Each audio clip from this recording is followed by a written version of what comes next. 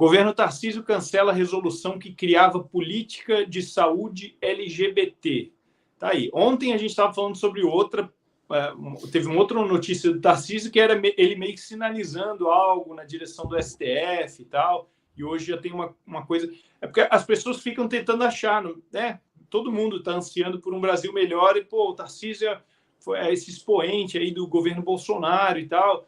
Então, pô, será que ele está bem do nosso lado? Posso confiar? Não posso. Então, um dia sai uma matéria, uma coisa, e outro dia outra, e as pessoas querem entender quem é quem nesse cenário, né? Então, tá aí mais uma matéria do Tarcísio, um pouco de encontro, vamos dizer assim, com a de ontem, né? MST invade a sede do INCRA em protesto contra a nova superintendência do órgão. Então, nós temos aí como é que fala? As minorias, né?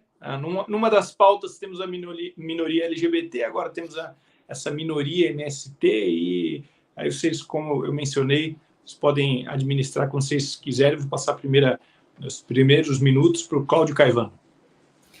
Paulo, como a gente tinha rapidamente falado disso aí, você definiu muito bem, né? A questão de defesa de minoria.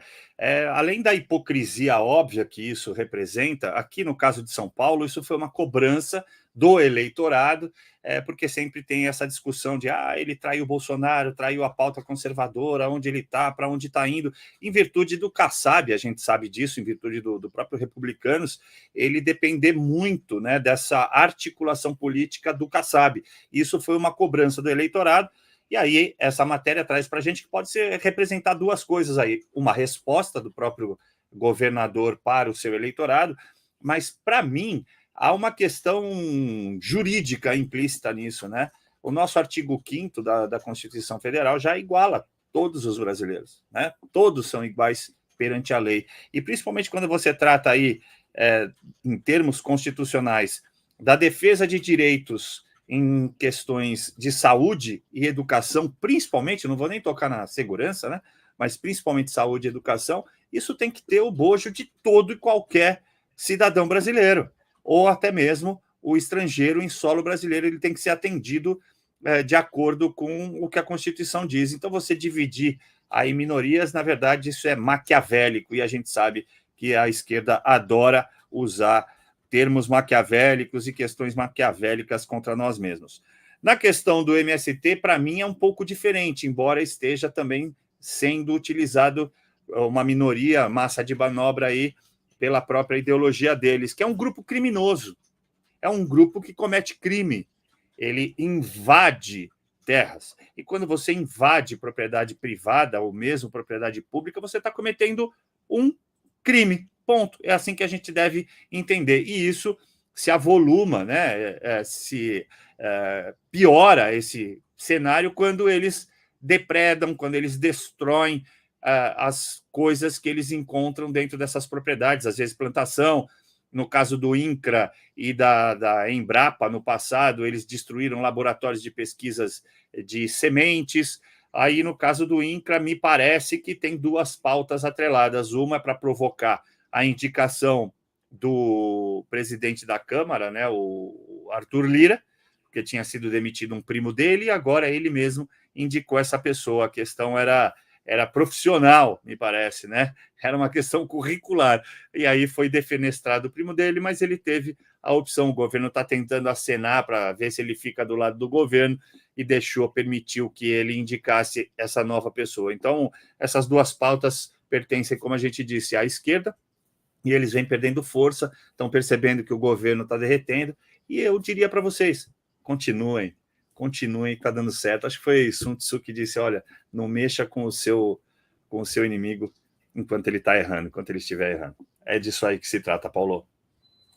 Certo. Obrigado, Caivano. Eu passo o próximo comentário para o Rodrigo Cardoso. Então, Paulo, Caivano, essa suspeita que a gente tem, né, que o brasileiro tem, a gente está sempre com o pé atrás com político, com pessoas da vida pública, isso a vida inteira, desde que somos crianças, a gente meio que já é ensinado, né? E com muita razão, né? Porque se a gente não está aqui vigilante, cobrando, apontando, mostrando, batendo em cima, fazendo piada, falando sério, de mil maneiras, essas coisas vão passando como sempre passaram, e o brasileiro sempre pacífico que foi, as coisas vinham acontecendo, atropelando, né, a ordem natural das coisas, e dane-se, né? Passou, passa boi, passa boiada. É assim, né? Aquelas pautas bombas que eles fazem na calada da noite, aquelas letrinhas minúsculas, absurdas no meio da lei, que de repente aquilo muda a sua vida completamente. Então, vejam a importância nesse caso emblemático aí do Tarcísio, dessa resolução que criaria uma política de saúde LGBT, seja lá o que isso quer dizer. Em primeiro lugar, eu lanço a pergunta, né? Tudo bem, né? Teve gente que veio defender aqui, mas calma, era só uma consulta pública, né, para saber dessa resolução, mas assim, de quem foi a ideia? De onde partiu isso? Será que isso tem cabimento num governo que pretende ser aí, como é bem falado aí pelos colegas de bancada, né? De repente o grande nome aí, sucessor do presidente Bolsonaro, desse legado aí da direita conservadora que ficou no país.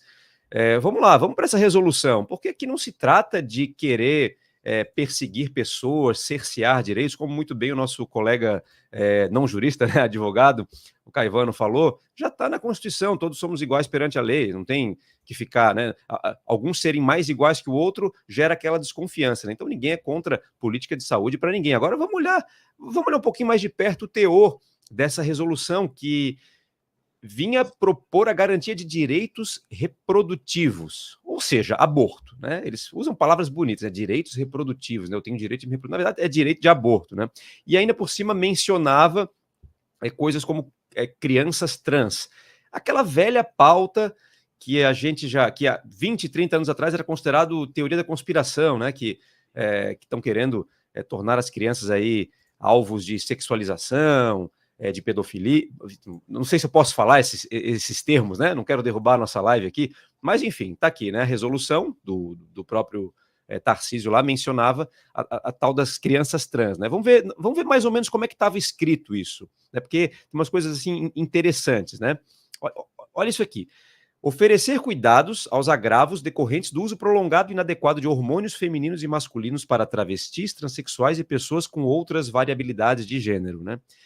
Praticamente é o conselho aí de saúde, são os médicos reconhecendo os agravos, reconhecendo os problemas, os malefícios à saúde trazido por esses tratamentos, que muitas vezes você não pode nem negar a uma pessoa, é tabu conversar sobre isso, quer dizer, a pessoa tem o direito, ela vai fazer, tem que ser pago com dinheiro público e não pode falar em efeito colateral, lembra até outras coisas, né, que aconteceram aí acho que foi ontem, antes de ontem, que saiu sobre a AstraZeneca, enfim, né, dos efeitos colaterais, que era um tabu falar naquilo, não pode falar que tem colateral, né, seria o medicamento perfeito, né, a picada perfeita. É claro que pode ter colateral, tudo pode ter colateral, né, qualquer medicamento, qualquer fármaco pode ter colateral, e é lógico que você colocar hormônios, seja femininos, masculinos, em qualquer pessoa, independente do fim, se é estético, se fins de mudança de gênero, enfim, é lógico que isso pode causar problemas, ainda mais em jovens, ainda mais em adolescentes, ainda mais em crianças.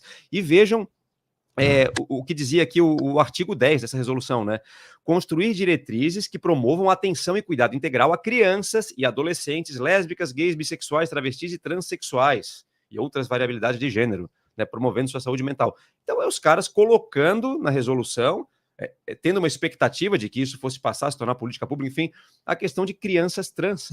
Os caras querem, de toda forma, chegar nas crianças. Eles querem que uma criança que... Aliás, antes dos 18 anos você não pode votar, você não pode dirigir, você não pode consumir álcool, mas você pode decidir por uma mudança no seu corpo, uma mudança perene, uma mudança radical, uma mudança que pode te ocasionar, assim, enfim, só realmente um especialista para dizer para a gente, né, para poder falar assim, sem censura, sem medo, sem mordaça, sem medo de dizer a verdade, sem medo de orientar, né, que é o papel do médico é esse, né? Mas você veja, né, os médicos não podem... Tem médico com medo de falar, tem médico com medo de dar uma entrevista, porque os caras estão em cima, a militância está em cima, né, a mídia está em cima, né, grandes financiadores aí dessas pautas, financiadores internacionais que têm interesses aqui no Brasil, sabe Deus quais são, né? Então, assim, vejam o ambiente que a gente está. E se não fosse, né, retomo aqui o início da minha fala. Se não fosse essa pressão, esse cuidado, essa vigilância que muitos de nós fazemos, e para isso precisamos de redes sociais livres, para isso precisamos poder fazer uma live como essa, poder falar sem medo de falar. Eu já tive que fechar minha boca aqui umas 2, 3 vezes só nesses 4 minutos que eu estou falando.